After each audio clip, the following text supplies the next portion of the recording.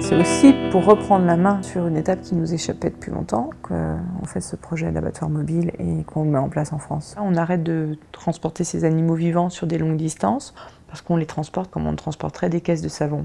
On transporte la viande, on ne transporte plus les animaux. À aucun moment, ils seront confiés à un tiers. C'est l'éleveur qui va accompagner chacun de ces animaux jusque dans le camion d'abattoir.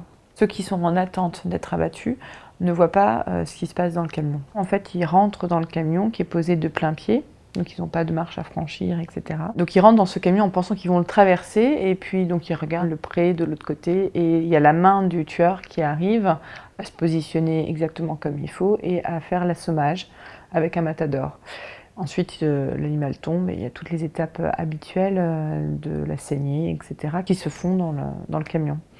Et donc le vétérinaire est présent aussi. Dès le coup de matador, il est là et il regarde les réflexes rétiniens et il donne l'autorisation pour mettre la saignée. Enfin, ce que j'ai vu en Suède était absolument révolutionnaire dans le sens où l'ambiance qui régnait était très apaisée, avec un professionnalisme de haut niveau, et le tout dans un calme, un grand respect de toutes les appréhensions des animaux.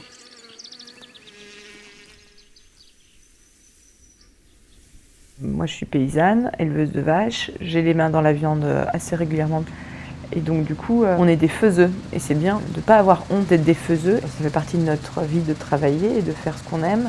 Mais c'était aussi un choix de vouloir orienter la ferme et que ça corresponde à nos valeurs. Et donc, ces choix-là ne vont pas forcément dans le sens de ceux qui ont tout intérêt à ce que surtout rien ne change.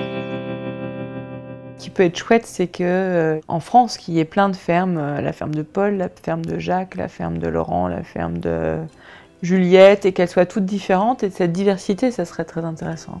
Et donc si on aime les animaux et qu'on veut continuer à en voir encore chez nous, il faut vraiment soutenir ces modes d'élevage qui sont éthiques, qui respectent les animaux et qui respectent aussi les hommes qui travaillent dedans. Parce que je pense qu'on ne peut pas avoir des animaux heureux si les éleveurs ne sont pas heureux.